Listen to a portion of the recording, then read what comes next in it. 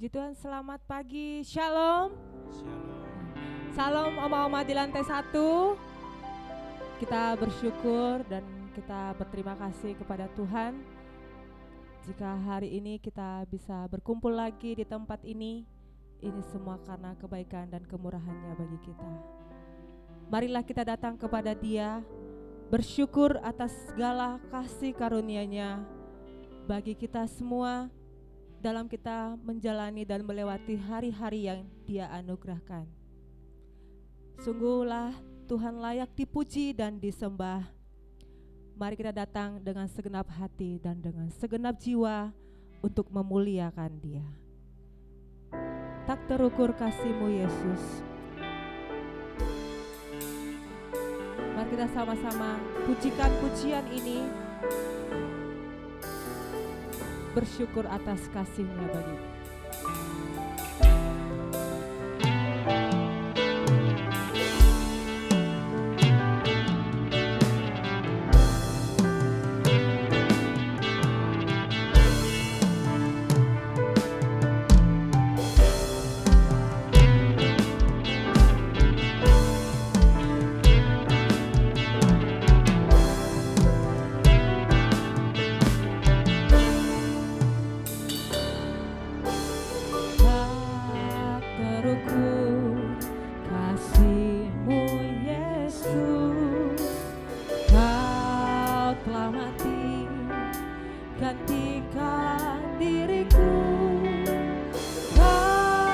Curahkan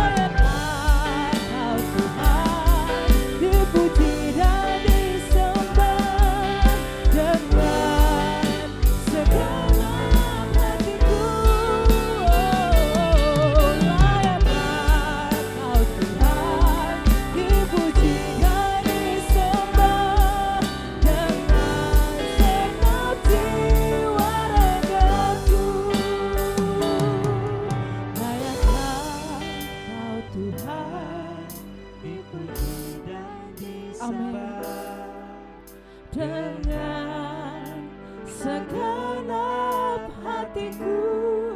Terima kasih Tuhan, Kau Tuhan dipuji dan disembah dengan segenap jiwa raga. Mari masing-masing kita katakan, layaklah Kau Tuhan dipuji dan disembah dengan segenap hatiku. Layaklah Kau Tuhan dipuji dan disembah dengan segenap jiwa ragaku. Mari kita datang menyembah Dia, bersyukur atas kasih-Nya. Kami bersyukur Tuhan, kami berterima kasih. Terpujilah Tuhan.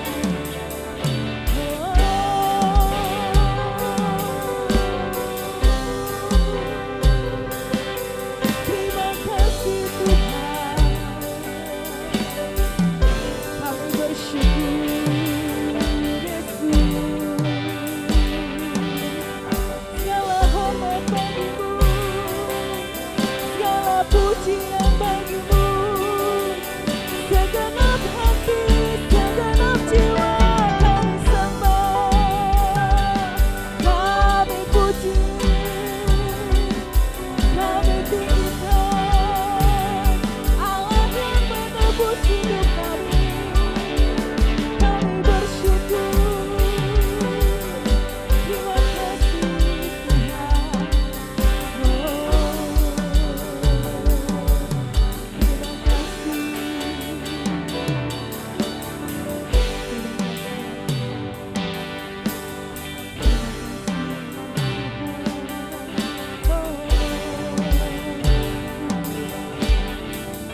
Mari kita akan datang kepadanya.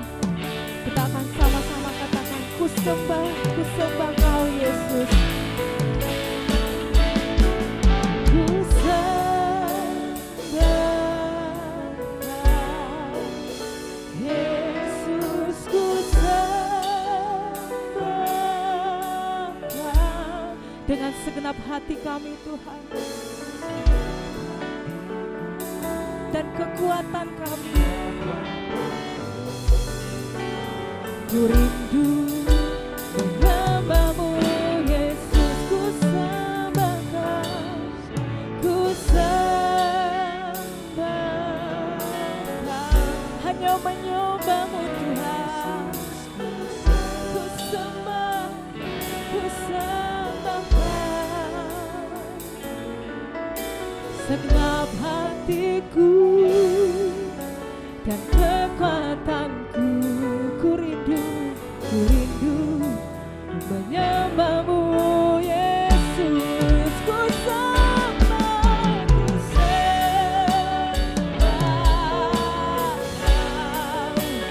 Yesus, ku sembah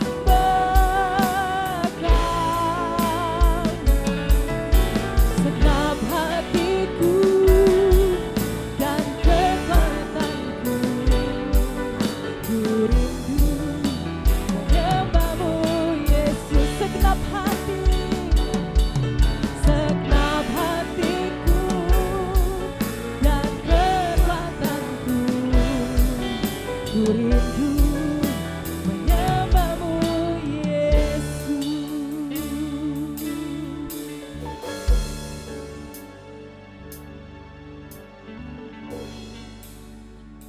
Terpujilah Engkau ya Tuhan, yang memelihara hidup kami dengan sangat sempurna dan yang mengasihi kami lebih dari yang kami tahu.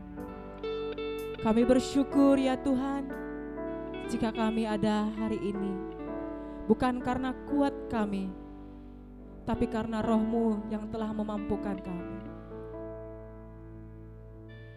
Terima kasih Tuhan, sungguh tidak terukur kasih setia-Mu bagi kami. Engkaulah pengharapan kami dan Engkaulah tujuan kami. Kami bersyukur kepadamu dan kami akan terus menyanyikan kebaikan-kebaikan. Bahkan dalam pujian kami ada komitmen kami lagi kepadamu Tuhan.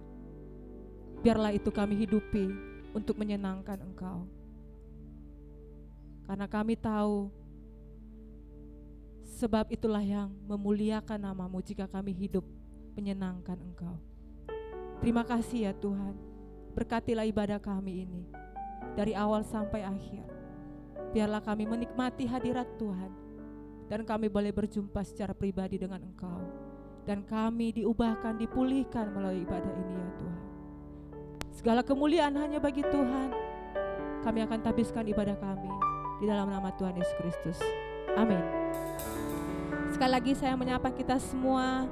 Selamat pagi, Shalom. Shalom. Menjelang menyambut kemerdekaan ini, ada satu hal yang perlu saya ingatkan bagi kita, bahwa kita adalah umat yang telah dibebaskan oleh Kristus.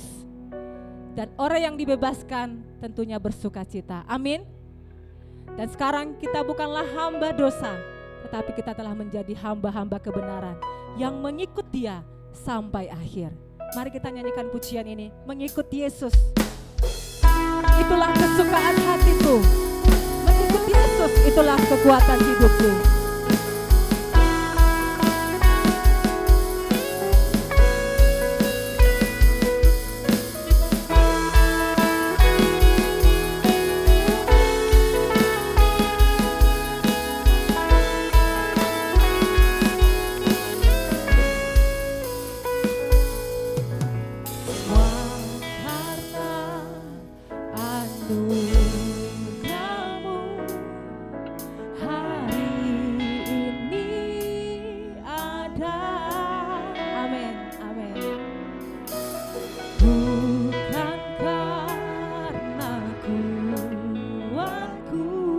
Karena anugerahnya, karena Roh-Mu,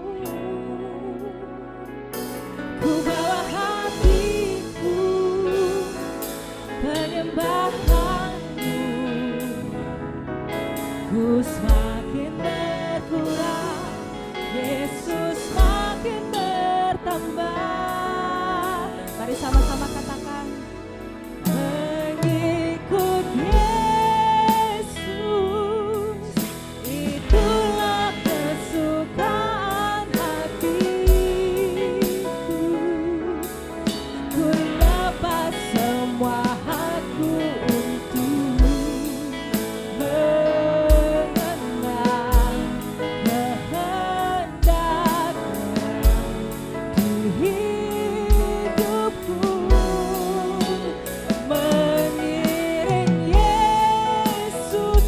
kekuatan kita, kekuatan hidup, anugerahnya pasti memampukan kita.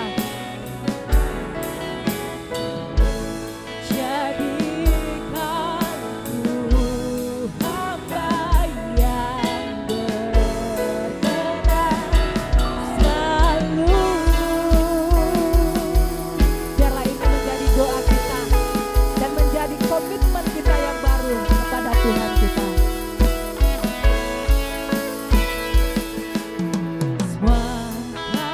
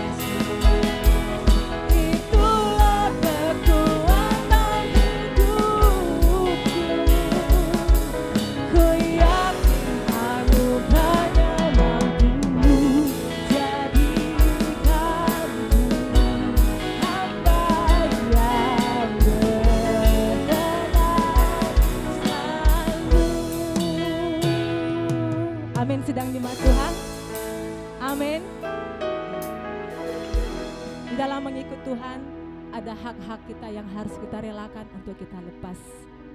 Supaya kenapa? Supaya Kristus makin nampak dalam hidup kita. Amin. Mari kita bangkit berdiri. Saya mengajak kita untuk memberikan salam kiri kanan. Katakan Tuhan baik. Sambil kita akan memuji Dia, kita katakan Tuhanlah perlindunganku, kendati goncang semesta. Puji Tuhan.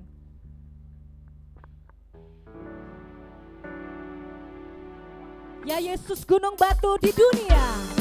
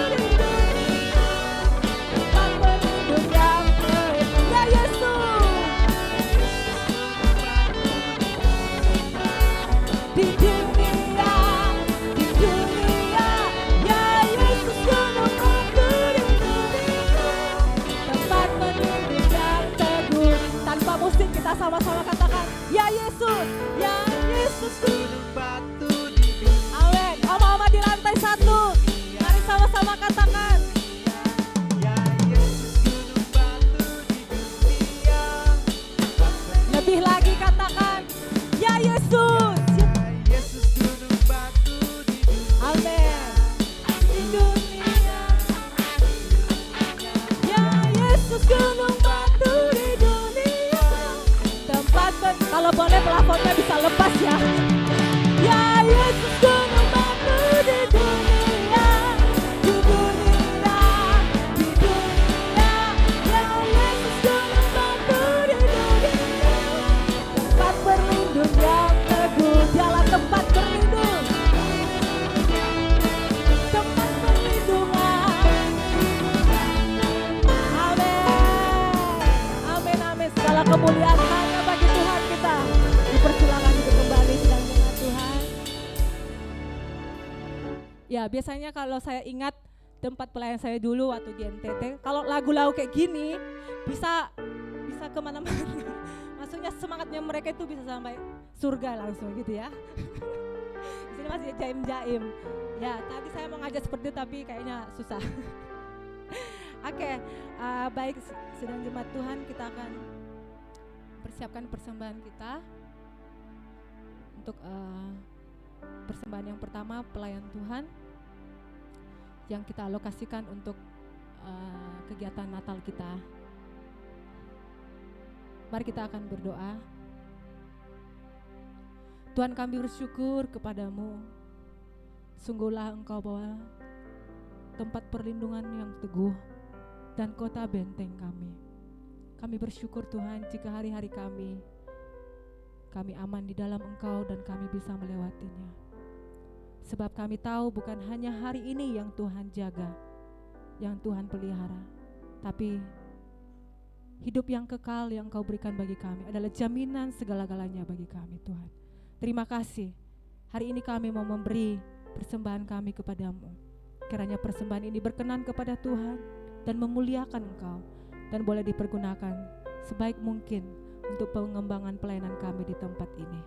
Terima kasih Tuhan, kami memberi dengan ucapan syukur dan kerelaan hati di dalam nama Tuhan Yesus Kristus. Amin. Kita akan memberikan persembahan kita sambil kita akan memuji Tuhan. Tak berkesudahan kasih setiamu Tuhan.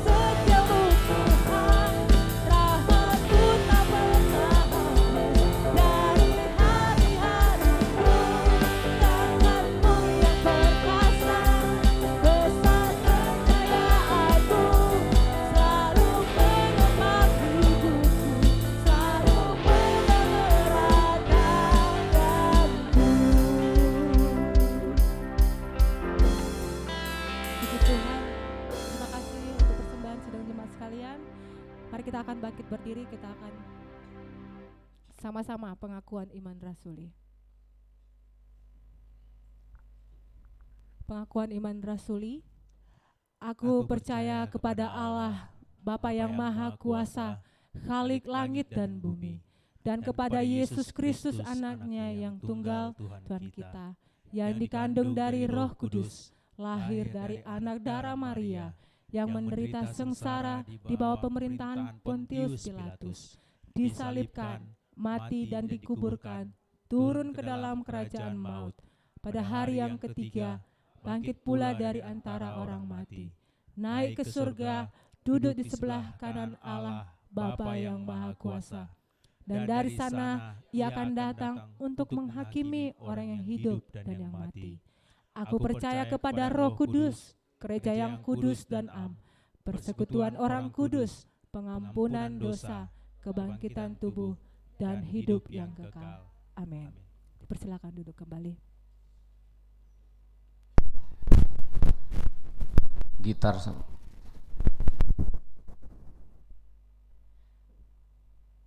Kita akan mendengarkan firman Tuhan.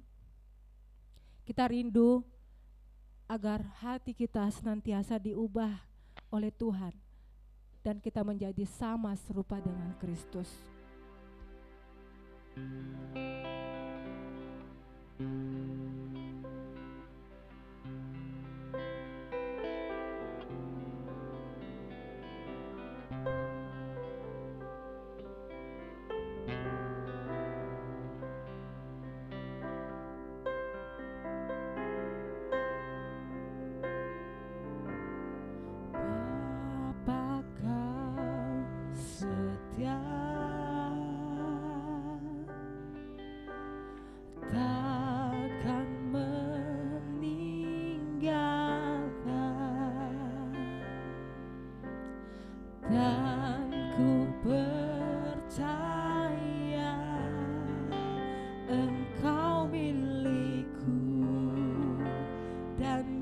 milikmu.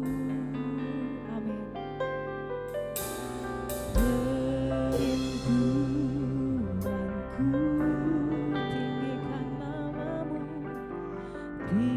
Tinggikan namamu, karena Engkau dalam kami Tuhan. Engkau dalamku dan ku dalammu. Ubah hati kami ya Tuhan. Ubah hatiku seputih hatimu, setulus salibmu, kasihmu Tuhan. Dan biar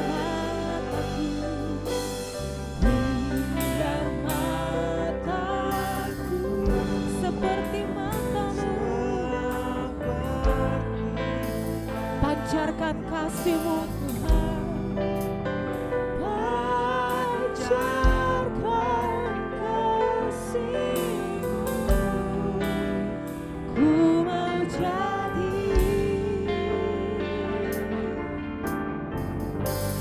seperti-Mu. Amin. Bapa, Kau setia, tak pernah meninggalkan kami.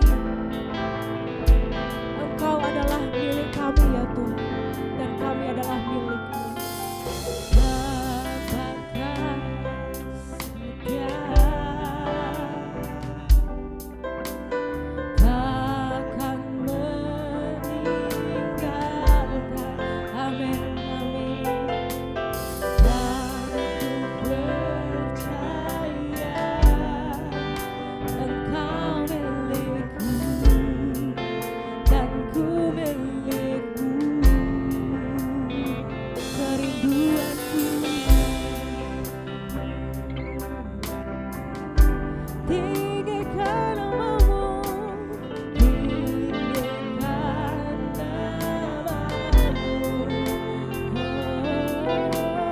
Karena ku tahu Engkau dalamku dan ku dalammu. Ubah hatiku, ubah hatiku seputih hatimu, setulus salibmu,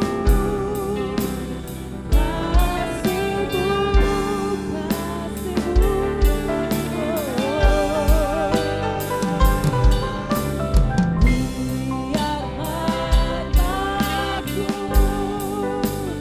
seperti matamu, pancarkan kasih-Mu. Ku mau jadi seperti kerinduanku. Tinggikan namamu. Sekarang zaman Tuhan saya ajak untuk bangkit berdiri. Kita akan menyambut firman-Nya dengan membuka hati kepadanya. Kerinduanku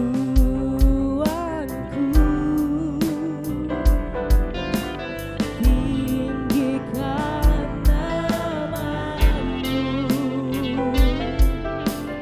karena ku tahu Engkau dalamku dan ku dalammu. Oh Tuhan, ubah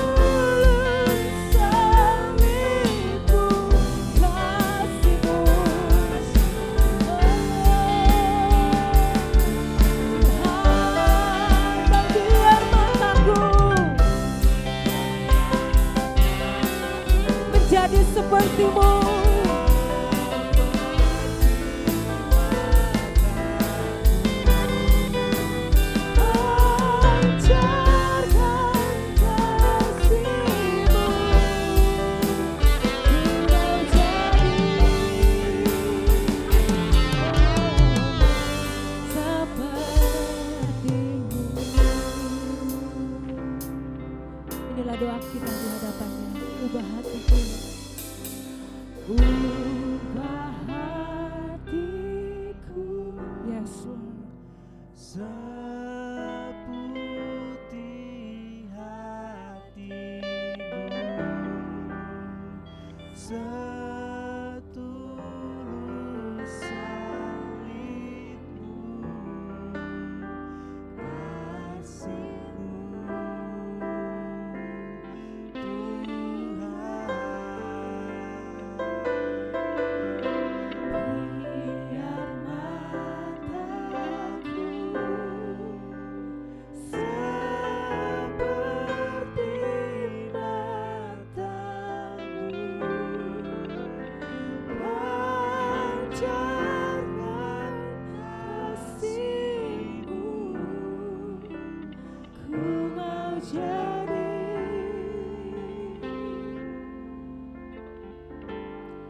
sepertimu,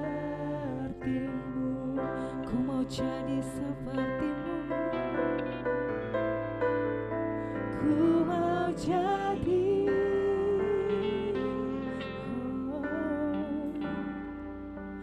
ku mau jadi, ku mau jadi Tuhan, ku mau jadi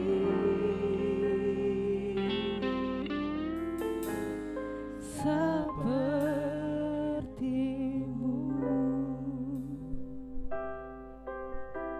Dari dalam hati kami ya Tuhan,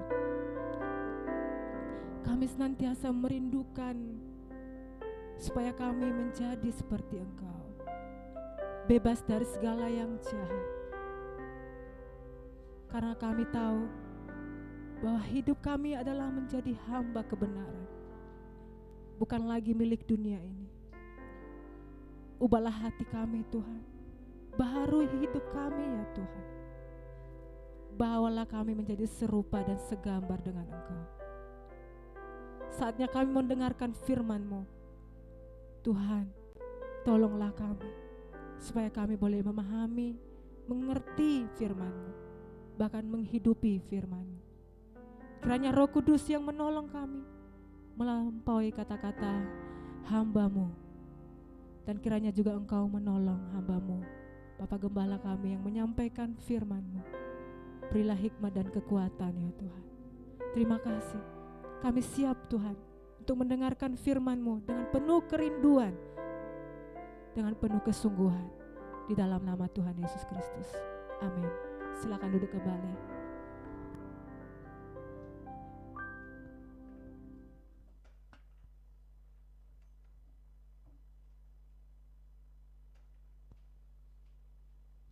Salam sejahtera dalam kasih Tuhan kita Yesus Kristus. Selamat pagi dan shalom untuk kita semuanya. Sekali lagi kurang sukacita yang baru pulang liburan, shalom. Siapa yang libur ya?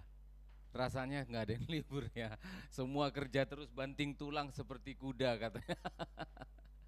Ya puji Tuhan, hari ini kita bersyukur bisa beribadah kembali meski di tengah-tengah kesulitan mungkin yang kita hadapi, tapi kita berterima kasih kepada Tuhan hari ini ada Sabat untuk kita bisa beribadah dan melayani Tuhan. Puji Tuhan, mari kita membaca beberapa ayat firman Tuhan yang akan meneguhkan iman kita, yang masih berkaitan dengan kemerdekaan di bulan Agustus ini. Kita membaca dari Injil Lukas yang ke-13, Injil Lukas 13 ayat yang ke-10 sampai ayat yang ke-17. Kita akan membaca secara bergantian. Ayat yang ke-10 sampai ayat 17, saya membaca ayat yang ke-10, jemaat ayat yang ke-11 dan seterusnya kita baca bergantian. Demikianlah firman Tuhan. Pada suatu kali Yesus sedang mengajar dalam satu rumah ibadat pada hari Sabat. Jemaat,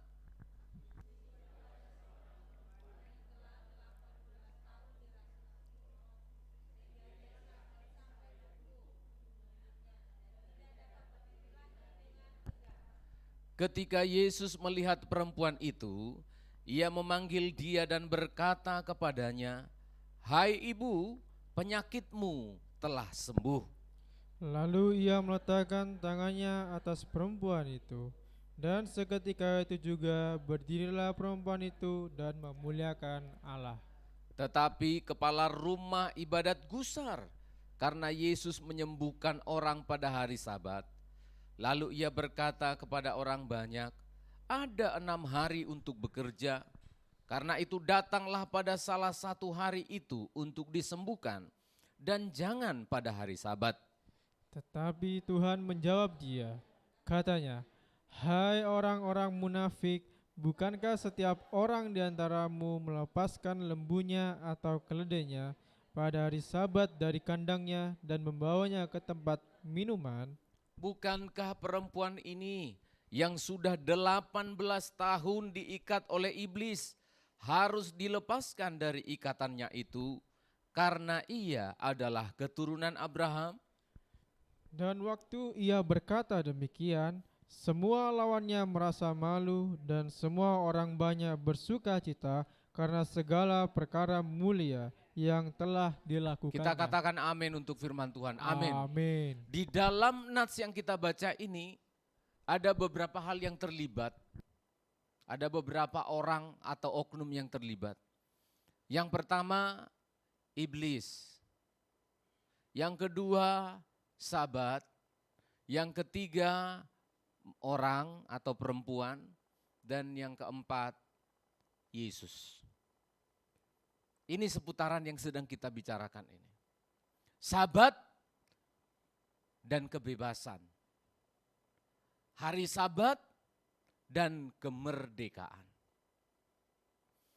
Kalau Sabat saat ini setelah Yesus bangkit, dulu Sabat waktu dalam perjanjian lama itu hari Sabtu. Sampai hari ini dipertahankan oleh Israel. Itu sebabnya setiap Jumat begitu sore itu semua sudah mulai sepi karena besok hari Sabat. Yang berjualan sudah dibereskan. Waktu saya ada kesempatan ke sana Jumat sore itu sudah mulai hening, toko-toko semuanya buru-buru mereka. Begitu sore terburu-buru menyelesaikan segala pekerjaan karena segera akan masuk Sabat. Tapi setelah Yesus mati di kayu salib dan dia bangkit pada hari yang ketiga, Sabat itu menjadi hari Minggu seperti yang kita laksanakan hari ini. Ketika saya berbincang-bincang dengan istri saya, di dekat rumah saya itu ada sebuah sekolah yang hari Minggu itu masuk sekolahnya. Masuk sekolah hari Minggu. Tetapi hari Jumat mereka libur. Lalu saya bilang ke istri saya, apalah gunanya libur bagi anak-anak itu hari Jumat? Enggak ada temannya main. Iya kan? Mall sepi, tempat hiburan tidak rame. Lah orang waktunya libur, mereka sekolah. Waktunya sekolah, mereka libur. Dan saudara tahu, mereka sangat rindu sekali supaya hari Jumat itu bisa libur. Dan bisa benar-benar Sabat tenang beribadah kepada Tuhan mereka. Saya bilang ke istri saya, coba perhatikan anugerah yang besar bagi orang Kristen di Indonesia ini. Mereka mayoritas dengan agama mereka, kita Kristen cuma sekian persen. Tapi lihat hari Minggu dipertahankan di Indonesia bahkan di dunia sebagai hari libur, bukan untuk main-main, bukan untuk yang lain, tapi untuk Sabat. Saudara bisa memahami ini? Betapa besarnya anugerah Tuhan yang Tuhan berikan kepada kita pada hari Sabat. Tapi sayang, tidak sedikit orang Kristen yang menganggap hari Sabat itu sebagai sesuatu yang biasa saja. Sementara orang lain di luar sana yang dalam tanda petik berkuasa atas negeri ini, mereka yang punya negeri ini istilahnya, mengupayakan supaya libur hari Jumat sampai hari ini tidak bisa. Kalau hari Jumat mereka di tempat kerja nanti jam 11 sudah buru-buru mereka. Buru-buru dari kerjaan supaya apa? Sembahyang sebentar. Setelah sembahyang makan siang balik lagi kerja. Coba. Jadi istilahnya beribadah itu hanya selingan-selingan sempat-sempatnya saja. Tapi orang Kristen dari bangun pagi jam 6 sampai nanti jam 6 sore Gak ada yang mengganggu saudara. Gak ada yang mengganggu kita. Sabat beribadah kepada Tuhan. Dari 10 hukum Allah, khusus 1 berbicara tentang sabat. Tidak berbicara tentang pernikahan. Menikahlah engkau, hukum yang ke-11, menikahlah engkau. Tidak ada. Kuliahlah yang sungguh-sungguh, enggak ada hukum yang ke-12. Tapi hukum yang ke-4 itu berbicara tentang sabat. Hormati dan kuduskanlah hari sabat. Ada 6 hari engkau bekerja, seperti Allah bekerja menciptakan langit dan bumi. Tetapi hari yang ke-7 adalah sabat. Karena saya catat di sini di dalam kitab Keluaran disebutkan, itu sebabnya Tuhan memberkati hari yang ke-7 itu, supaya engkau beribadah kepadanya. Jadi kalau saudara cari hari yang paling diberkati dari 7 hari, adalah hari apa saudara? Adalah hari Sabat. Tolong dibaca aja ya, Keluaran pasal yang ke-20 ayat 8 dan ayat 11. Supaya saudara yakin ini saya enggak ngecap saudara. Betul-betul Tuhan berbicara hari khusus yang dia berkati. Betul-betul dia mengatakan ini. Ini hari yang saya berkati memang. Sengaja saya mau memberkati hari ini. Ya, Keluaran 20 ayat 8 dulu, tolong dibacakan. Keluaran 20 ayat 8. Iya. Ingatlah dan kuduskanlah hari Sabat. Ingatlah dan kuduskanlah hari Sabat. Ingat saudara hari Sabat, ingat hari Minggu ibadah, amin. Ingat dan kuduskan. Kuduskan itu maksudnya bukan dicuci-cuci harinya. Bukan, khususkan. Arti kata sucikan, kuduskan adalah khususkanlah hari itu untuk Sabat. Saya kadangkala, ya bukan memuji ya, kadangkala begitu saya naik tangga, pas Bang Miguel yang menerima tamu, itu hati saya sukacita sekali loh, nggak tahu kenapa. Sudah ganteng Miguel ini, tapi bukan karena itu saya sukacitanya. Saudara tahu dia ini kerja, di mana saudara dia kerja? Bukan di Mojokerto, di Probolinggo. Loh, di Probolinggo saudara. Bukan di Surabaya dia kerja, di Probolinggo. Tapi setiap kali saya melihat, saya bilang, saya memuji Tuhan. Tuhan berkati anak muda ini. Saya tahu gajinya juga tidak seberapa.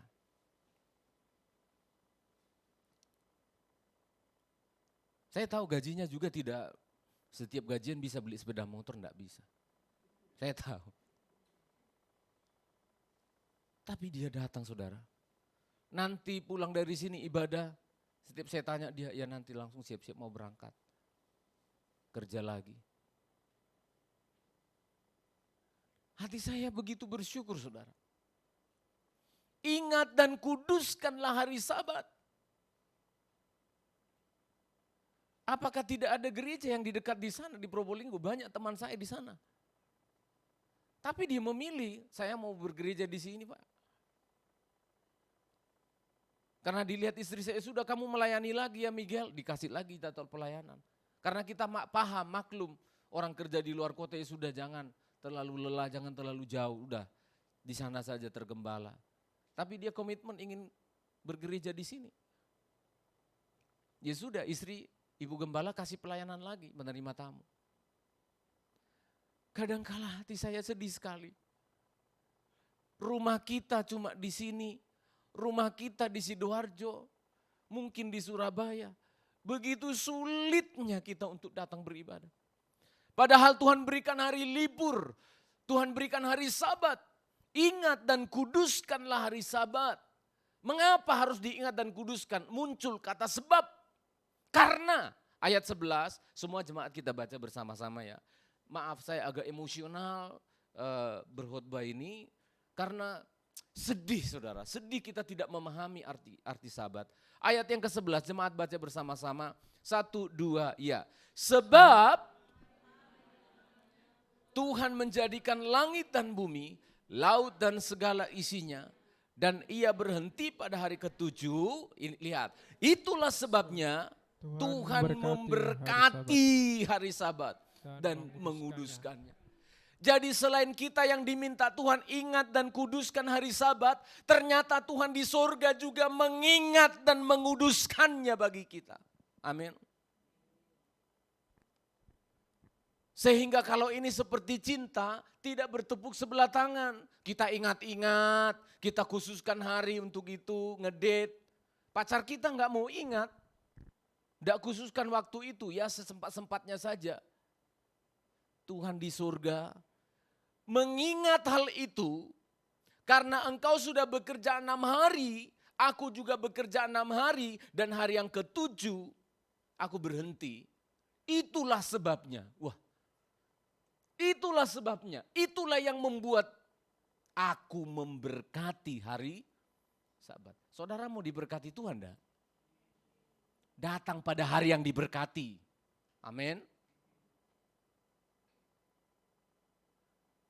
Ada satu hari khusus yang memang Tuhan sendiri membuatkannya spesial. Di mana hari itu dibuat oleh Tuhan untuk momentum bagi pihak surga memberkati gereja-gereja, memberkati rumah Tuhan, memberkati anak-anak Tuhan yang datang beribadah. Semua hari adalah harinya Tuhan, 6 hari bekerja. Tapi khusus hari yang ketujuh, double blessing, amin. Berkat yang ganda akan diterima oleh orang-orang yang mau mengingat dan mengkhususkan hari Sabat. Maka ketika kita mau datang ke gereja itu sikapnya beda sekali. Bersukacita sekali. Kita ingin tinggalkan semua yang ada di rumah. Aku ingin cepat-cepat berada di rumah Tuhan. Sampai mungkin makan pun kita, aduh karena enggak aku ibadah aja. Sampai gitu hati kita. Raja Daud mengungkapkannya di dalam Mazmurnya. Betapa kurindukan rumahmu ya Allah.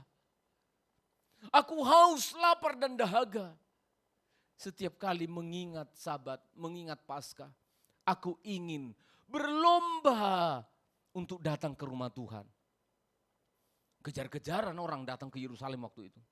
Berlomba-lomba cari penginapan. Supaya besok hari Sabat pada Paskah bisa beribadah kepada Tuhan. Saudara, saya bukan bicara ini karena pendeta enggak suka lihat jemaat enggak datang ke gereja. Bukan. Saya sudah lama membuang segala keinginan saya sebagai pendeta itu. Ingin didengar jemaat. Sudah lama saya sudah buang itu. Saya pengen jemaat bertemu dengan Tuhannya saja. Dan mulut saya kebetulan yang dipakai untuk bicara. Saya pengen saudara memahami ini dan ketemu dengan Tuhanmu. Dan memahami setiap kata firman Allah yang disampaikan oleh hamba Tuhan. Ingat dan kuduskanlah hari Sabat. Kita kembali ke nats yang pertama yang kita baca. Ada apa dengan hari Sabat? Saudara perhatikan, pada hari Sabat itu kita akan diingatkan betapa besarnya bahaya tentang setan. Saudara sudah baca flyer saya, sudah lihat hari Sabtu. Kita perlu mengalami Sabat, kelepasan pada hari Sabat. Mengapa? Karena kita di hari Sabat akan diingatkan tentang bahaya dari yang namanya setan atau iblis. Atau roh jahat atau kuasa kegelapan. Kita kembali Lukas yang ke-13 tadi. Ayat yang ke-10 dan ayat 11. Tolong bacakan Kak Nelson. Pada suatu kali, Yesus sedang mengajar dalam salah satu rumah ibadat pada hari Sabat. Di situ ada seorang perempuan yang telah 18 tahun dirasuk roh sehingga ia sakit sampai bungkuk punggungnya dan tidak dapat berdiri lagi dengan tegak. Puji Tuhan. Saudara coba merenung sebentar. Ada orang yang kerasukan setan, dirasuk. Bukan kerasukan atau manifestasi. Enggak. Sudah dirasuk, dimiliki maksudnya. Diduduki, dimiliki, dikuasai, dikendalikan oleh kuasa roh jahat. Berapa tahun? 18 tahun. Dan dia berada di mana? Di pekuburan? Bukan. Di mana saudara? Di mana saudara? dia berada di bait Allah. Perhatikan baik-baik. Kalau kita membaca ayat ini, maka kita akan merenungkan, loh kok bisa, saya konversi saja, saya alihkan, kok bisa sudah jadi orang Kristen, tetapi dikuasai oleh roh jahat, tetapi dikuasai oleh setan.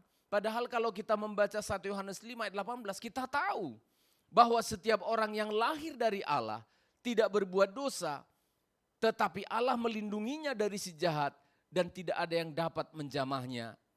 Karena roh yang ada dalam dirinya lebih besar dari roh yang ada di dunia ini. Tapi ini fakta. Yesus yang menemukan kasus ini. Statusnya orang Kristen, statusnya orang yang punya Tuhan, tapi dirasuk setan, dikuasai oleh setan sudah 18 tahun. Maka saya berdamai dengan teologi saya. Saya berdamai dengan pemikiran saya. Loh, namanya orang Kristen kok bisa dikuasai setan? Saya berdamai dengan pertanyaan saya. Lalu saya mengatakan, ini adalah realita. Ini tidak bisa disangkal. Kenapa? Karena ternyata banyak orang yang punya statusnya sebagai orang Kristen, tapi status itu hanya dijadikan jimat. Hanya dijadikan sebagai KTP. Dia tidak memahami apa itu artinya kekristenan. Apa artinya Kristen? Apa artinya Kristen? Ya kalau disingkatkan, pengikut Kristus. Bukan pengikut rumah ibadah, bukan pengikut gereja, bukan mengupdate status, bukan merubah status. Pengikut Kristus. Ini yang tidak bisa dirasuki setan. Pengikut Yesus, dialah yang tidak mungkin, jangankan dirasuki. Dikendalikan pun tidak bisa. Lalu mengapa kasus ini terjadi? Sudah jelas. Orang ini hanya menjadikan status sebagai orang percaya di bait Allah sebagai status supaya dapat bantuan dari bait Allah waktu itu. Supaya apa? Supaya tidak enak kalau di rumah. Supaya apa? Aduh, saya kan butuh ini dan itu, ini mau ini dan itu, jadi perlu pengakuan dari bait suci. Kan tidak enak dilihat tetangga orang Kristen gak ke gereja. Ya siap-siap kamu dirasuk setan. Kekristenan tidak bicara tentang status melulu. Ternyata kekristenan itu harus berbicara sebuah deal, sebuah kesepakatan bahwa aku mau ikut Yesus sampai selama-lamanya. Amin. Ada lagu yang sederhana, lagu lama sekali. Saya mau ikut Yesus. Mbak-mbak di lantai 1 yang keras. Saya mau ikut Yesus sampai selama-lamanya. Amin. Orang ini kerasukan setan. Yesus menemukannya dan dia melihat di dalam bait suci. Beberapa kali Yesus banyak menemukan itu. Ada orang bisu, ada orang macam-macam. Ditemukannya bukan di pasar, bukan hanya di kuburan. Tetapi di dalam rumah Tuhan. Hati saya sangat gundah gulana melihat kenyataan ini. Tapi ini adalah fakta. Banyak orang Kristen menggunakan status Kristen yang gak jelas. Kekristenan itu bukan hanya liturgi, saudara. Kekristenan itu adalah relasi kita dengan Tuhan. Dia adalah sebuah deal. Seperti seorang suami deal menikah dengan istrinya. Maka otomatis suaminya itu tidak bisa hidup tanpa istrinya. Tidak bisa, oh kita sudah deal dalam pernikahan, saya mau ajak kamu bicara, mau tidak bicara, tidak apa-apa. Pokoknya kan kita sudah menikah. Tidak bisa gitu, enggak gitu konsepnya menikah itu. Amin. Menikah itu membagi rasa, membagi harta. Harta. Iya kan? Lu betul. Nanti ada namanya warisan gonogini menurut undang-undang. Harta yang dimiliki oleh suami istri, milik bersama, kalau terjadi perpisahan bagi rata. Pernikahan itu bukan hanya ya ada suratnya menikah, enggak. Dia adalah relasi, itu adalah hubungan. Aku tidak bisa hidup tanpa Tuhan, amin. Aku tidak bisa hidup tanpa istriku selama dia masih hidup. Aku tidak bisa hidup kalau tidak ada Tuhan besertaku. Itulah kekristenan. Dan wanita ini disebutkan dalam Injil Lukas bahwa dia kerasukan setan. Dan yang bisa mendeteksi itu adalah Sabat. Inilah keindahan dari Sabat. Kita datang beribadah kepada Tuhan, maka kita akan tahu kita sedang dirasuki setan atau tidak, kita sedang dipengaruhi setan atau tidak. Itu bisa kita pahami, kita ketahui ketika kita datang Sabat seperti hari Minggu semacam ini. Lalu Tuhan memperhatikan wanita ini sangat menyedihkan. Disebutkan di sini wanita, ketika saya periksa natsnya, wanita yang dimaksud di sini adalah ternyata dia seorang istri. Ya, jadi dalam bahasa Yunani itu kalau dia seorang istri disebutkan sebutannya ada nama-namanya beda-beda. Perempuan, gadis itu beda-beda istilahnya. Ternyata dia adalah seorang istri yang kita tidak paham suaminya di mana. 18 tahun kalau dia sudah menikah, berarti umurnya sekarang sudah paruh baya. Bisa 40, bisa 45. Tapi umurnya yang segitu, umurnya yang 40-an itu tidak sesuai dengan fisiknya. Disebutkan Alkitab apa saudara? Bongko. Oma berapa umurnya, Mak? Mani? 80, saudara lihat duduknya. Kalah dengan anak-anak muda.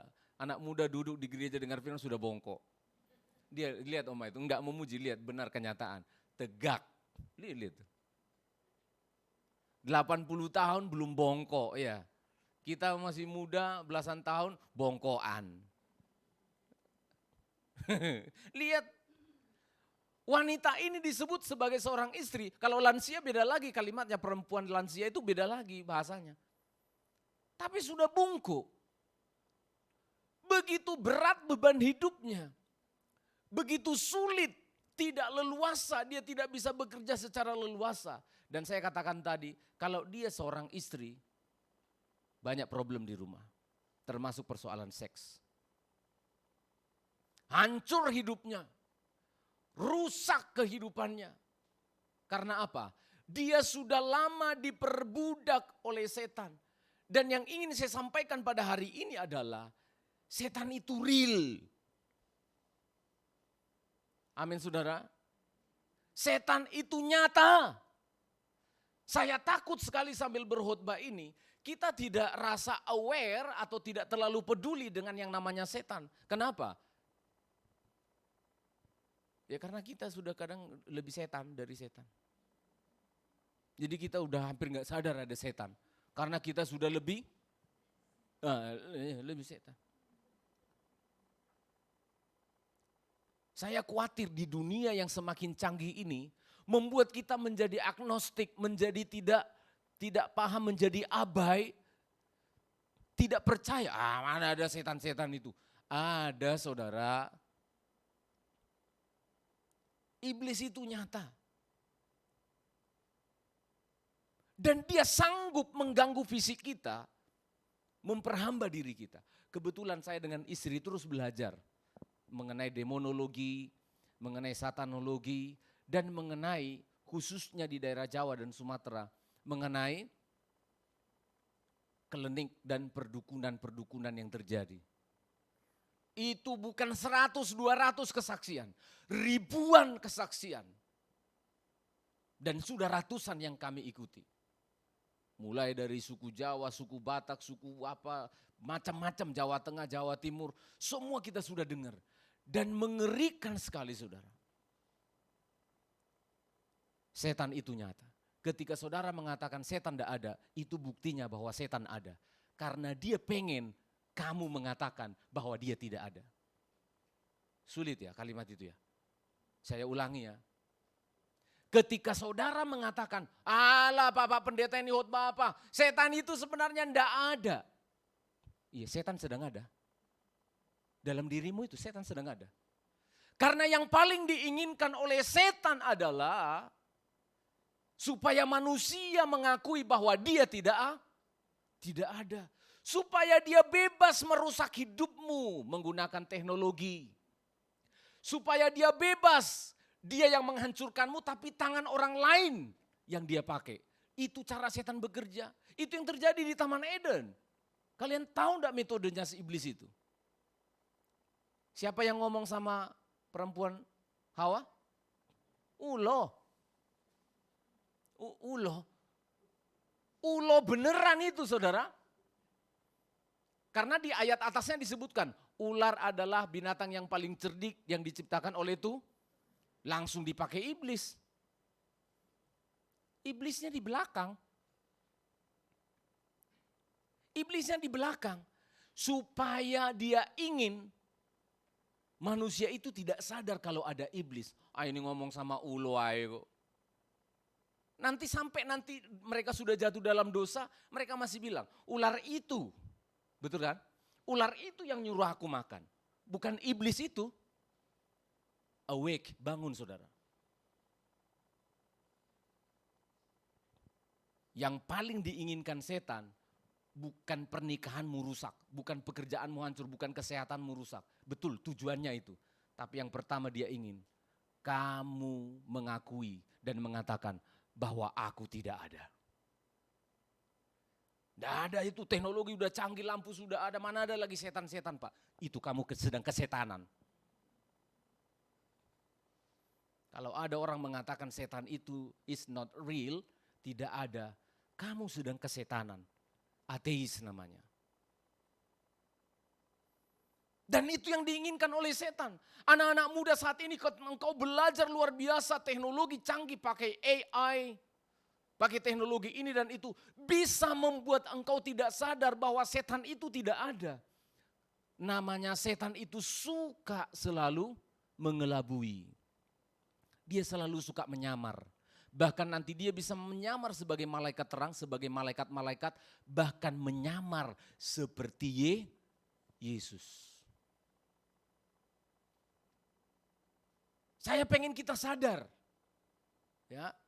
Mungkin saudara tidak pernah belajar tentang ilmu perdukunan, ilmu setan. Oke, enggak apa-apa, saudara enggak perlu belajar itu. Tapi imani firman Tuhan ini, betul setan itu ada. Kenapa kalau sama kecoa kamu lari dulu? Betul kan? Tanggung di belakang, takut. Itu bukan setan. Ada tikus lagi berpesta. Yang setan itu yang kayak gini. Datang ke gereja, hatinya di Indomaret.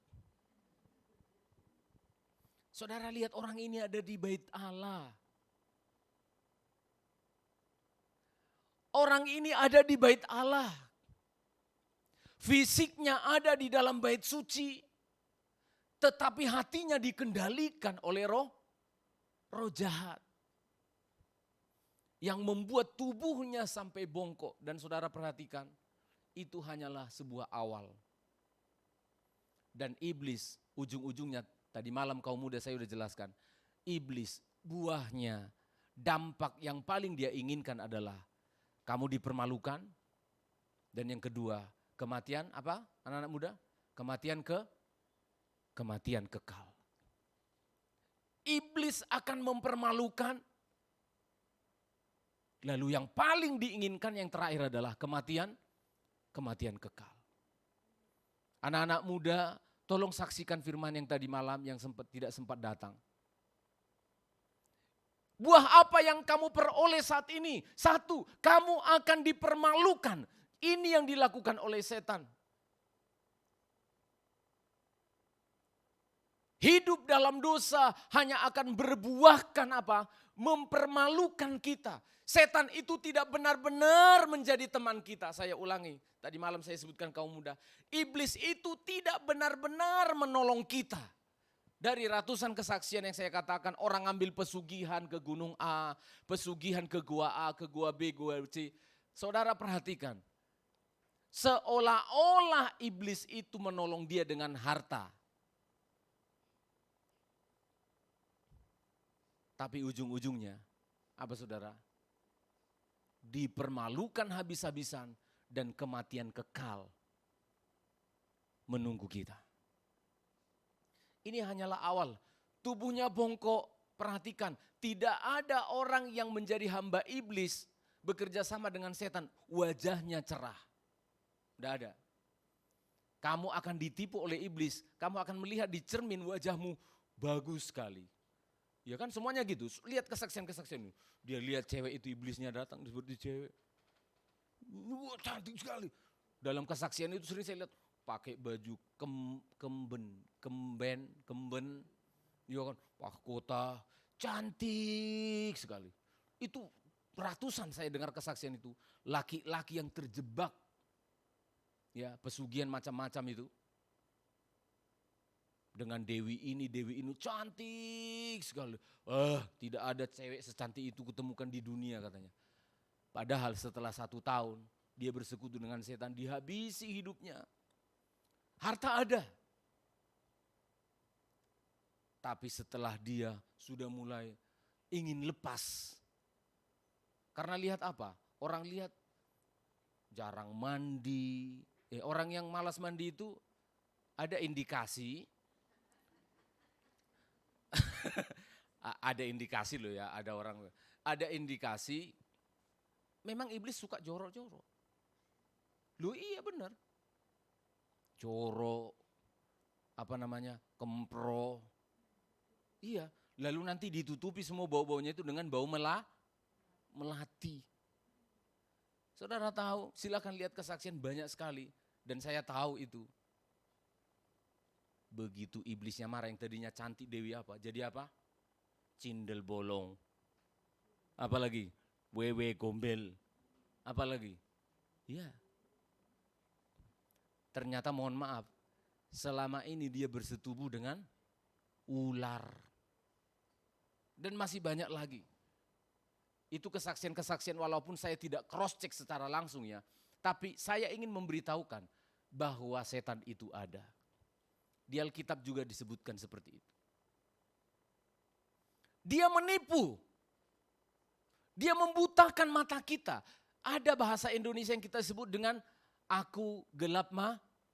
Nah itu, aku gelap mata. Yang menggelapkan itulah pekerjaan dari iblis. Wanita ini di tengah-tengah rumah ibadat, dia ternyata mengalami kerasukan. Jadi bisa saja saudara, silakan kita cross check hati kita semuanya. Kita yang datang beribadah saat ini, jangan-jangan kamu masih sedang dikuasai oleh setan. Jangan bilang pendetanya kurang sakti, kok dia tidak tahu saya kerasukan. Ngapain? Cari tahu kamu kerasukan apa enggak? Ya pasti tahu. Biasanya orang yang kerasukan setan tidak suka dengar firman Tuhan dan tidak suka lihat mata saya. Loh iya saya tahu loh. Rahasianya kalau ada orang tidak mau melihat mata saya, oh sedang ada masalah orang itu. Iya. Kita membaca ayat yang ke-11. Saya ingin menjelaskan 18 tahun ini. Injil Lukas 13 tadi ayat yang ke-18. Maka kata Yesus, seumpama apakah hal kerajaan Allah? Lukas tadi, Ya Lukas Pak, ayat 18. ayat 11, sorry. Oh 11. Ayat 11. Di situ ada seorang perempuan yang telah 18 tahun dirasuk roh, Ya. sehingga ia sakit sampai bungkuk punggungnya Mm-mm. dan tidak dapat berdiri lagi dengan tegak. Iya, puji Tuhan. Tidak dapat berdiri lagi dengan tegak. Saudara perhatikan. Saya katakan, terima kasih Tuhan. Orang ini datang ke bait Allah bukan untuk supaya bisa lepas dari kuasa kegelapan, tetapi justru ingin meneguhkan bahwa dia adalah milik dari roh jahat. Ini berbahaya dan mengerikan, saudara. Ternyata teori ini yang dipakai oleh dunia. Di manakah tempat paling aman untuk melarikan diri dari tangkapan kepolisian? Saya tanya kalian, di manakah tempat yang paling aman supaya tidak ditangkap polisi? Ini saya kasih tahu rahasia, jangan bandel kalian ya, nanti kita pakai rahasia itu. Di mana saudara? Kos-kosan lah di dekat kantor poli. Iya. Atau cari rumah di dekat kantor polisi. Karena dalam pikiran polisi, penjahat tidak mau dekat-dekat dengan kita. Kita cari tempat jauh. Udah di mana dia? Dan itu banyak terjadi. Banyak terjadi. Mulai dari teroris yang menghancurkan World Trade Center WTC, sama.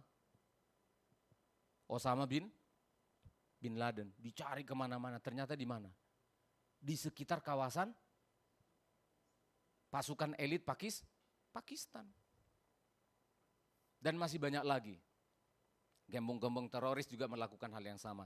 Di dekat-dekat aparat keamanan, TNI, polisi. Dia tidak lari ke desa paling ujung. Polisi sudah ada di sana. Mereka nyari. Iblis tahu tempat yang paling aman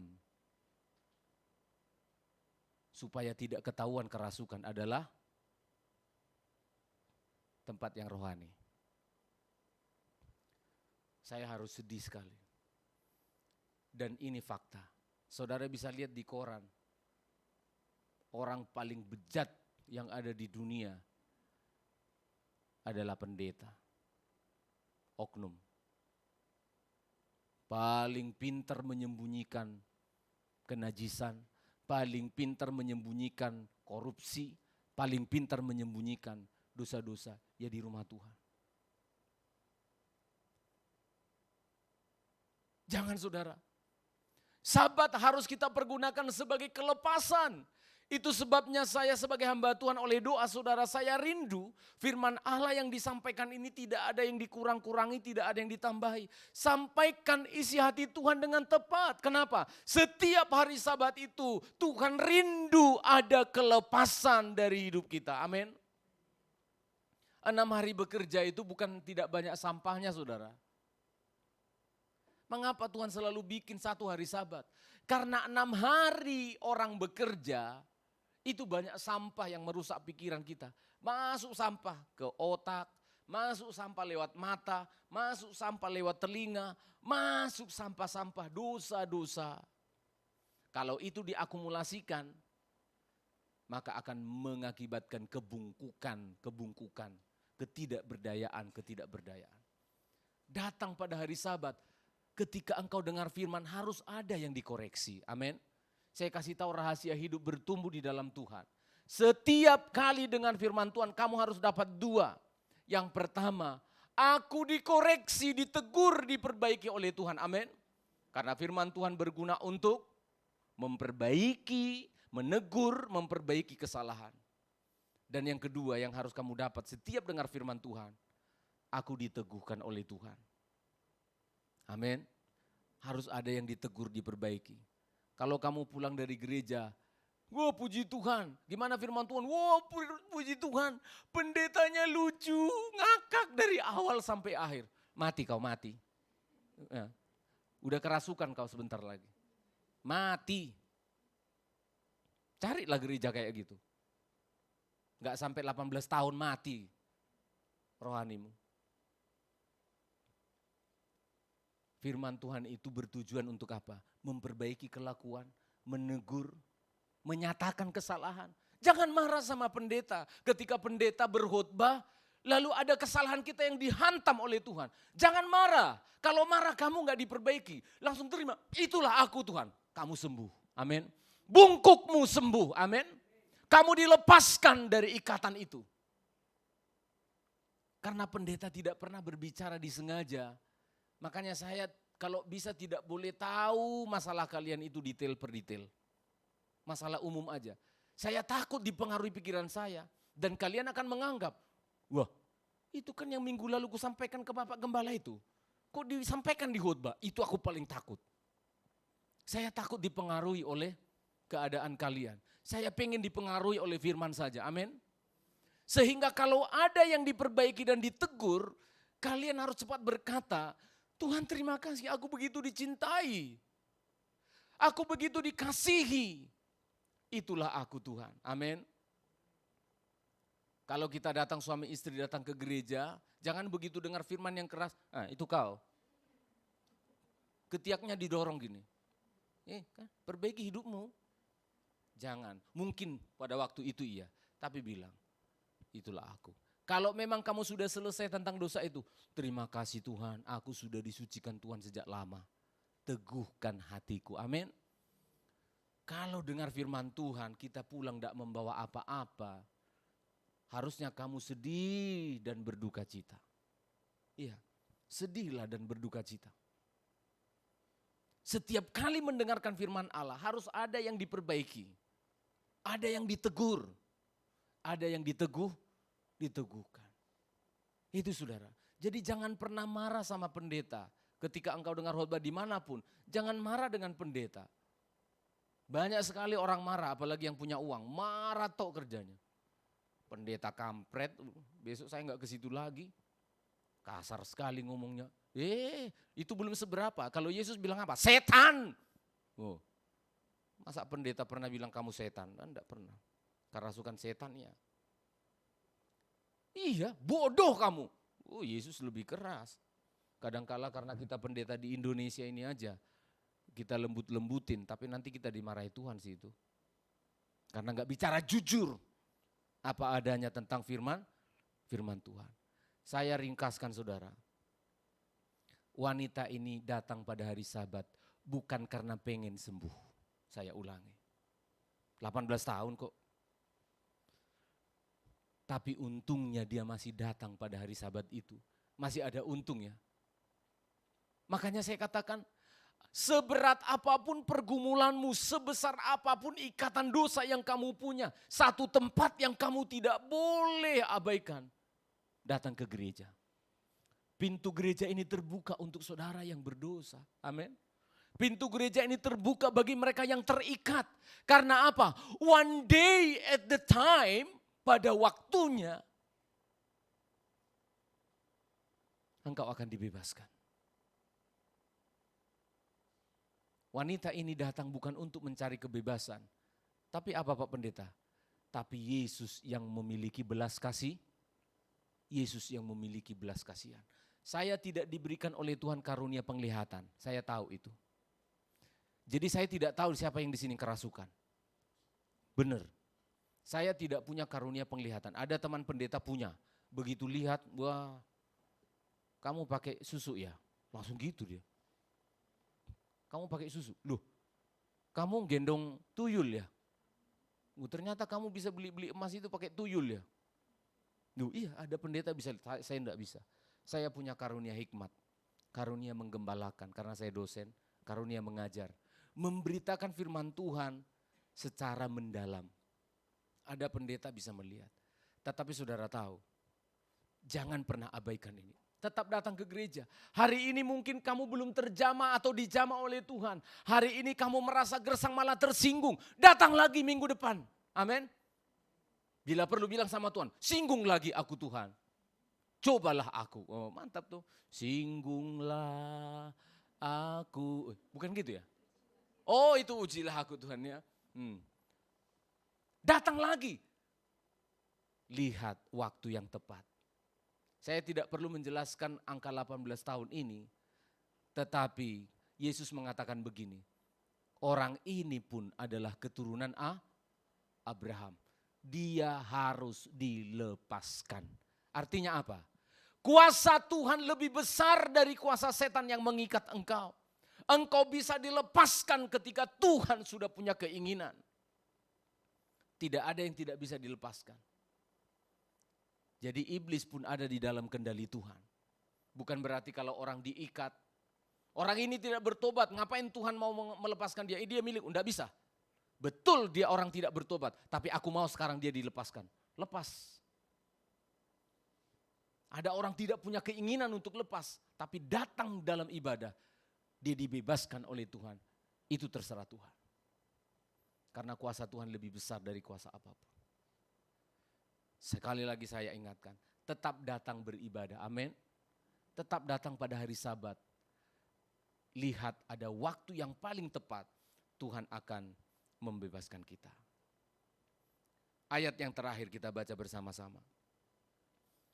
Dalam Injil Lukas pasal yang ke-13 tadi, tidak sempat saya khotbahkan, tetapi inilah firman Tuhan untuk kita. Ayat yang ke-12 dan ayat yang ke-13, inilah Tuhan yang begitu baik. Ayat yang ke-12 dan 13 kita baca sama-sama, pemain musik silakan maju ke depan. 1, 2, ya. Ketika Yesus melihat perempuan itu, ia memanggil dia dan berkata kepadanya, Hai ibu, penyakitmu telah sembuh. Terus? Lalu ia meletakkan tangannya atas perempuan itu, Ya. dan seketika itu juga Berdirilah perempuan itu dan memuliakan memuliakan Allah. Saudara lihat, silakan pemain musik maju ke depan. Saudara perhatikan, tidak semua penyakit itu karena flu. Siapa di sini yang flu nggak sembuh-sembuh, dicek ke dokter, nggak ada sakitnya?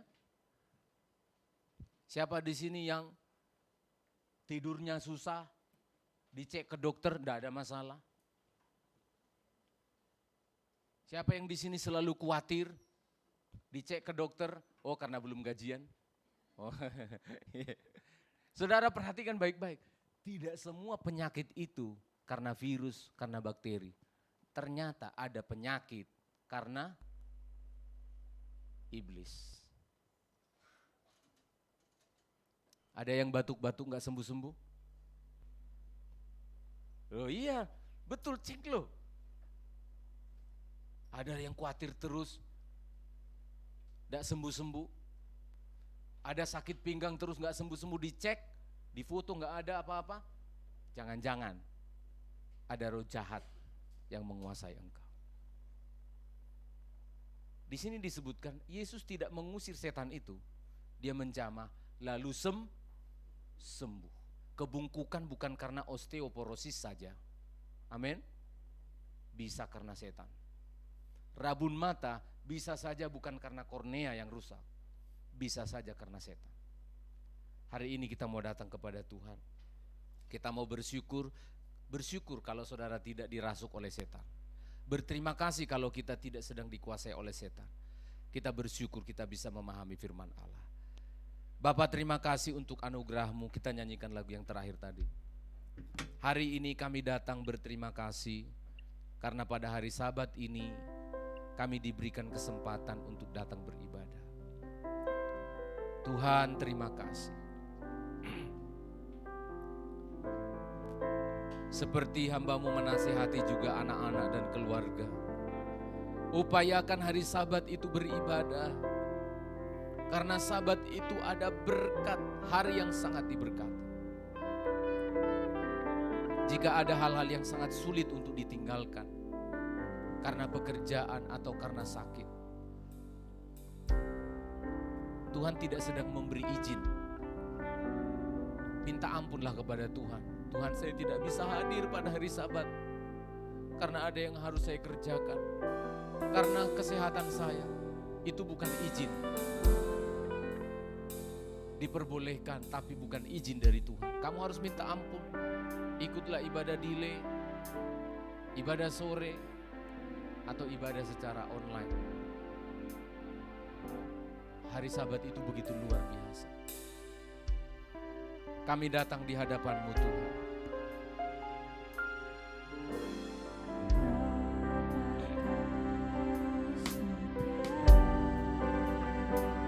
Takkan meninggalkan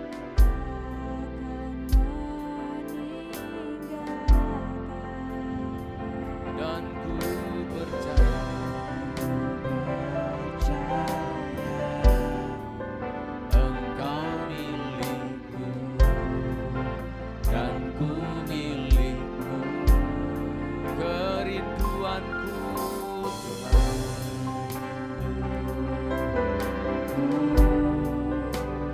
meninggikan namamu, karena ku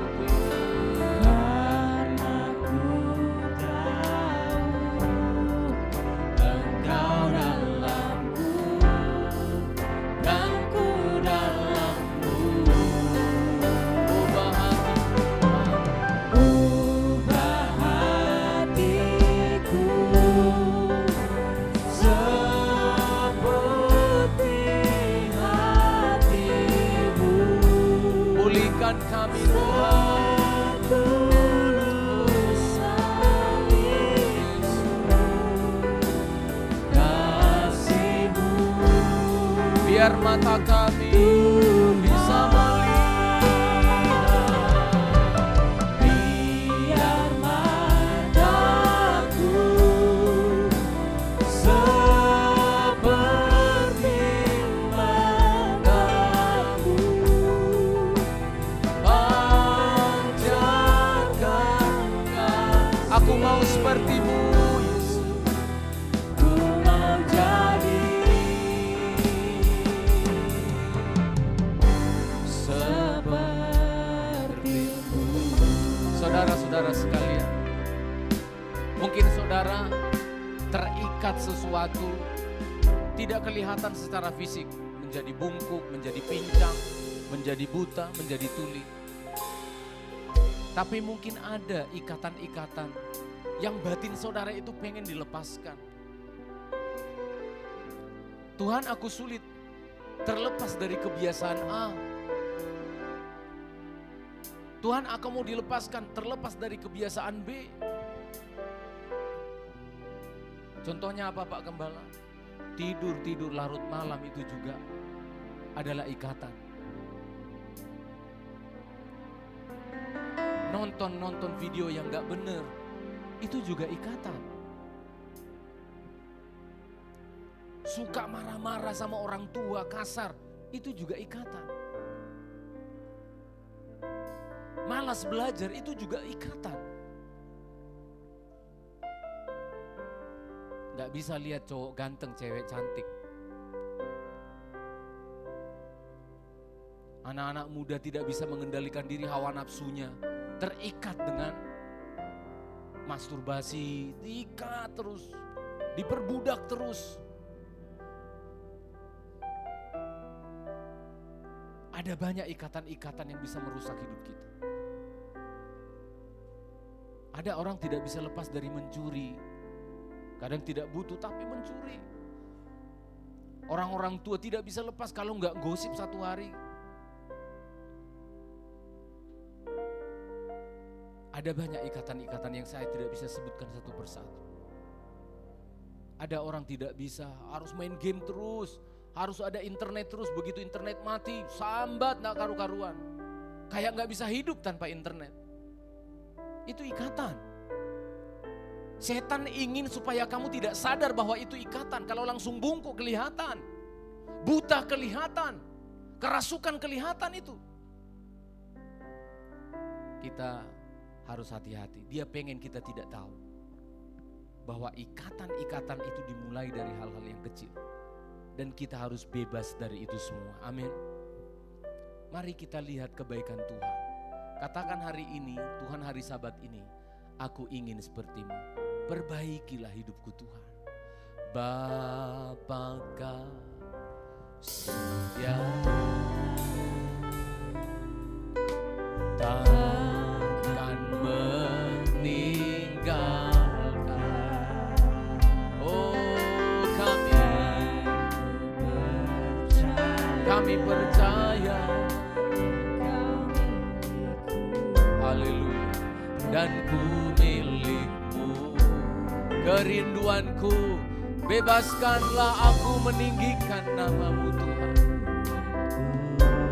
Haleluya. Tinggikan nama-Mu, oh karena kita. Katakan, Engkau dalam kuku dalammu. Tidak ada roh lain yang menguasaiku Tuhan. Ubahlah hidupku, ubah hatiku. Oh Yesus Tuhan. Amin, amin. Seperti hatiku, setulusan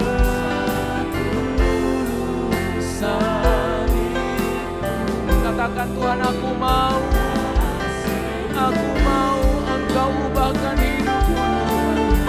Yesus, biar mataku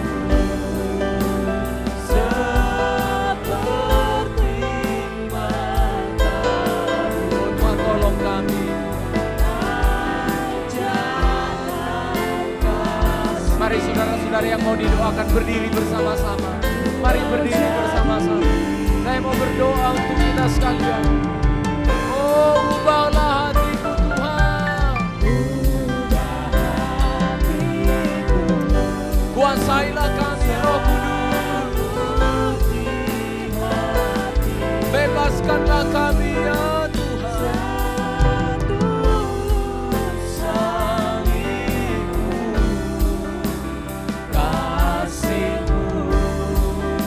Oh Tuhan, biarlah mataku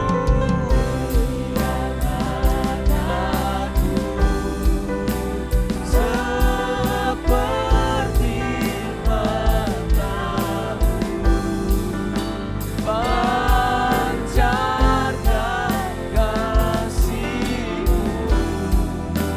Ku mau jadi, ubah hatiku Tuhan, ubahlah kami. Mari saudara angkat tanganmu, berbicaralah kepada Tuhan.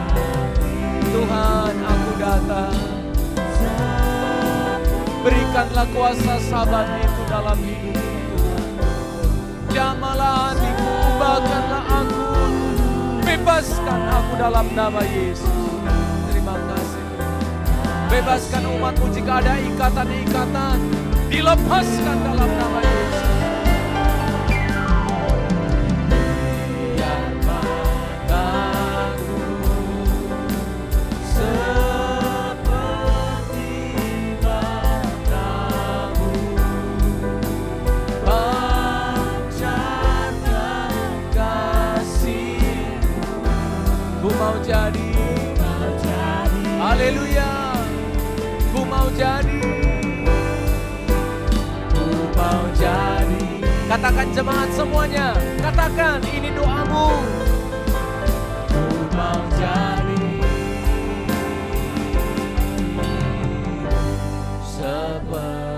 seperti-Mu. Bawalah hidupmu kepada Tuhan. Saya akan berdoa untuk saudara. Bawa hidupmu kepada Tuhan. Katakan dosa apa yang sedang mengikat engkau. Saya akan berdoa dari depan sini. Katakan kepada Tuhan, dosa apa yang mengikat engkau. Hai anak-anak muda, katakan kepada Tuhan, dosa apa yang sedang engkau sukai. Katakan orang-orang dewasa yang menikah, dosa apa yang sedang engkau sukai. Katakan orang-orang tua, dosa apa yang sedang engkau simpan-simpan dan engkau merasa nyaman, padahal engkau akan dihancurkan dan dipermalukan oleh Tuhan. Katakan itu kepada Tuhan. Saya berdoa untuk saudara. Di dalam nama Tuhan Yesus Kristus, Allah yang hidup, yang berkuasa atas roh jahat, yang berkuasa atas ikatan kuasa kegelapan. Di dalam nama Yesus Kristus itu, di dalam kuasa itu, saya meminta kuasa itu dinyatakan pada hari ini. Semua dosa yang sudah diucapkan oleh umat Tuhan yang mengikat hidup mereka, dilepaskan dalam nama Yesus. Dibebaskan dalam nama Yesus. Terima kasih Tuhan. Anak-anakmu ini akan menikmati kebahagiaan. Berjalan bersama Tuhan mulai hari ini, besok, dan sampai selama-lamanya. Tuntun dan pimpin kami, agar kami tidak mengulangi dan tidak kembali kepada kejatuhan yang sama. Di dalam nama Yesus Kristus, haleluya. Amin, amin. Silakan duduk.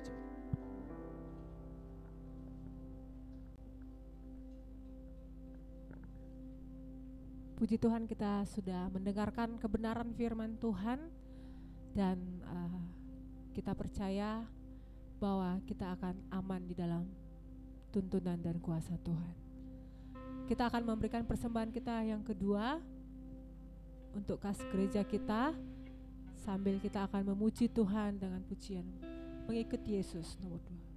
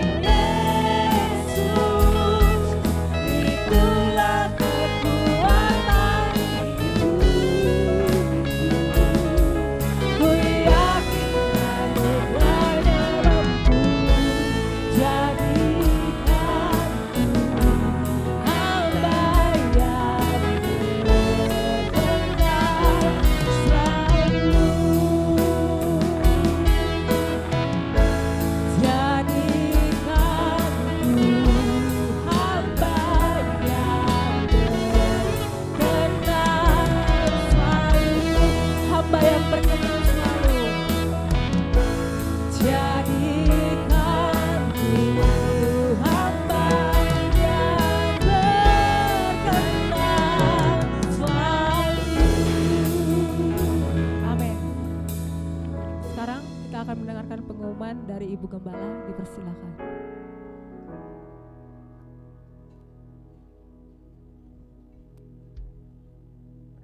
Pengumuman untuk kita sepanjang minggu ini. Hari Selasa ada ibadah doa di tempat ini jam 6 sore.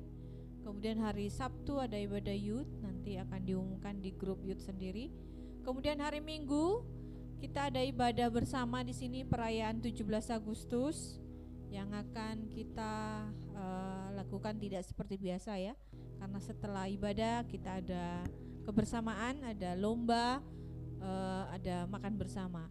Dan ibadah hari Minggu itu karena mengingat ada beberapa dari tim pelayan yang harus upacara dulu ya, jadi kita mulai ibadahnya jam 10 pagi ya, supaya karena biasanya upacara kan jam 7 atau jam 8 ya, jadi sudah selesai upacara, baru kita bisa bersama. Jadi kita ibadah hari Minggu di sini jam 10 pagi nggih. Jadi ibadah sekolah minggu tidak ada, ibadah sekolah minggu digabung semua ibadah hanya satu kali saja jam 10 pagi. Kita ibadah bersama di sini dengan dress code. Dress code-nya ini. Untuk kaum wanita termasuk ibu, oma, nona-nona juga pakai kebaya. Maksudnya atasannya kebaya, bebas warnanya ya. Nah, untuk yang bapak-bapak kalau punya baju mungkin pokoknya baju daerah gitu loh. Ya, terserah apa yang ada. Kalau punya belangkon yang monggo pakai belangkon ya. Apa yang ada ya. Jadi kalau bingung apa yang ada, ya udah batikan aja. Itu kan baju daerah juga. Ya, Itu untuk dress code-nya. Jadi jangan bingung yang untuk yang kalau tidak ada ya tetap datang aja, pakai aja pakaian ada di rumah ya, bebas aja, tidak masalah ya. Nah, oke. Kemudian saya umumkan lagi untuk kita, perayaan Natal kita akan diadakan tanggal makan bareng itu tadi saya sampaikan kita akan ada makan bersama dan sudah beberapa dari ibu-ibu yang sudah mendaftar ke saya, nanti akan saya masukkan di listing konsumsi. Kita akan makan bersama dan kita juga boleh dipersilakan untuk membawa makanan apa yang kita bisa makan bersama ya. Nanti kita akan gabungkan setelah ibadah, kita akan makan bersama di gedung sebelah itu ya. Itu kemudian untuk Natal kita tanggal 14 Desember, panitia sudah ada dan sudah mulai bekerja, beberapa hal yang sudah dikerjakan ya, dan dana Natal kita sudah dipakai untuk pengadaan yang diperlukan karena memang harus dikerjakan mulai dari sekarang supaya pada bulan Desember tidak mengganggu karena itu juga jadwal banyak kerja dan anak-anak sekolah ya. Dan kami tetap memberikan kesempatan bagi kita semuanya untuk memberi persembahan Natal bisa melalui barcode yang ada di depan bangku Bapak Ibu Saudara atau juga bisa langsung ke tim bendahara. Dan terima kasih yang sudah mulai berkorban, beberapa sudah dicatat dan tadi sudah diumumkan kembali juga bahwa persembahan pertama yang tadinya diperuntukkan untuk para pelayan-pelayan Tuhan yang melayani di sini dan di belakang sana itu kemudian kita alokasikan semuanya masuk ke kas Natal kita ya. Tetap kita akan buka sampai kapan Bu? Sampai Natal berakhir. Jadi terima kasih, silakan mengambil kesempatan untuk bisa kontribusi dalam perayaan Natal kita ini ya. Terima kasih, itu juga pengumuman yang kami bisa sampaikan. Kita akan berdoa.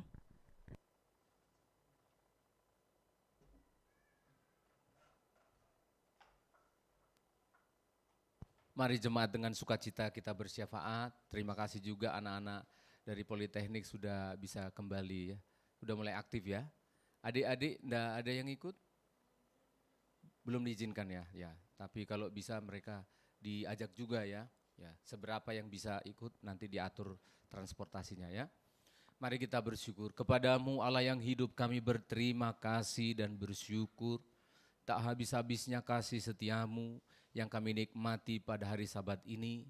Berkat rohani yang tidak bisa kami temukan di supermarket, tidak bisa kami temukan di perjalanan, hanya bisa kami temukan di dalam rumah-Mu, bersekutu bersama dengan sesama anak-anak Tuhan, menikmati kebaikan Tuhan di dalam bait-Mu.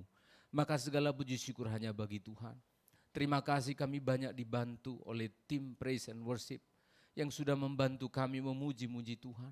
Pelayan-pelayan Tuhan yang sudah mempersiapkan kursi, menyapu dan mengepel untuk kami.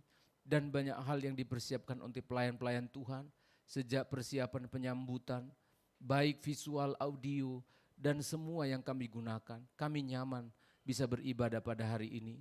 Maka berkat-berkat Tuhan kami pohonkan untuk mereka yang sudah membantu kami bisa menikmati hadirat-Mu di dalam Sabat yang agung dan mulia ini. Puji syukur kepada Tuhan karena Engkau telah menerima persembahan-persembahan kami. Persembahan syukur, tatangan, persepuluhan, apapun bentuknya, khusus untuk Natal. Kami bawa itu di hadapan hadirat-Mu. Biar itu menyenangkan dan mempermuliakan nama-Mu senantiasa. Tuhan tolong rencana syukur kami di hari kemerdekaan bangsa kami ke-80. Kami ikut bersukacita.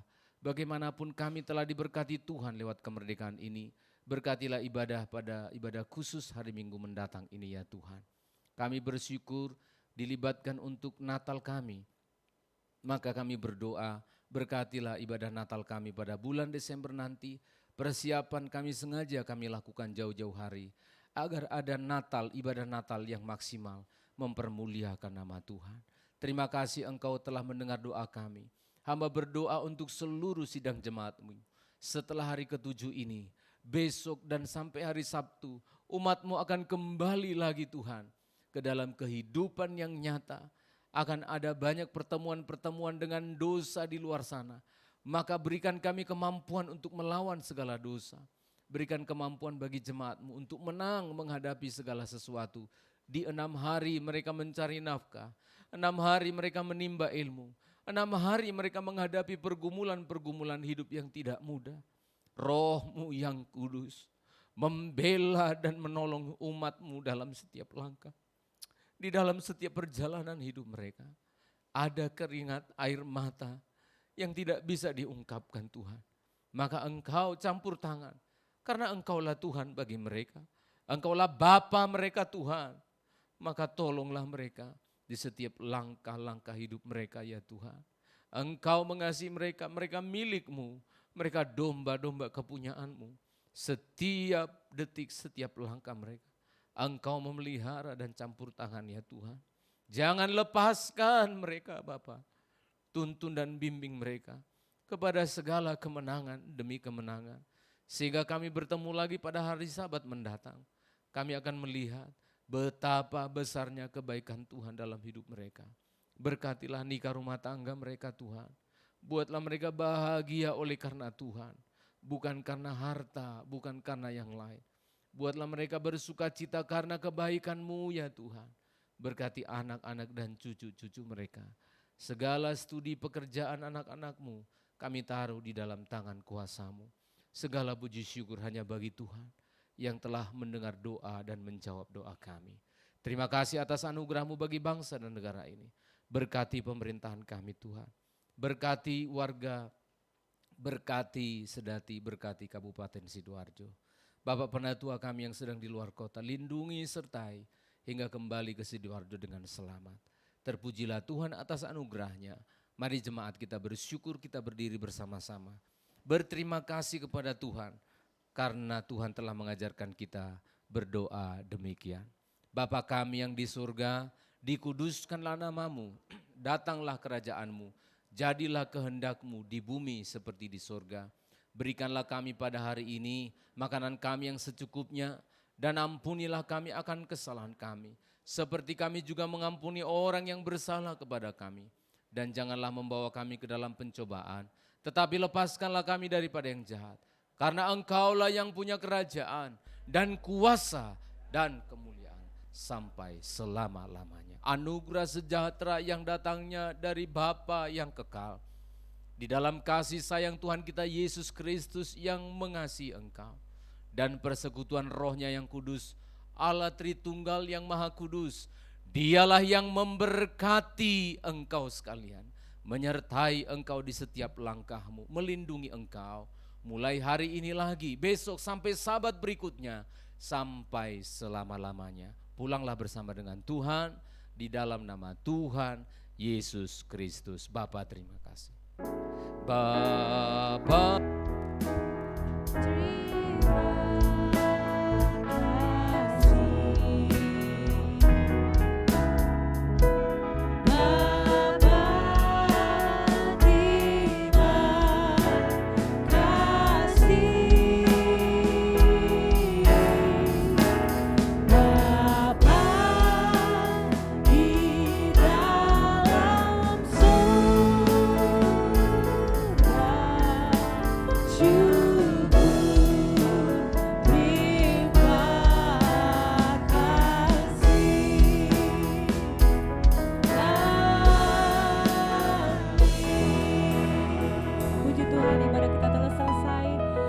Selamat hari Minggu, Tuhan Yesus memberkati.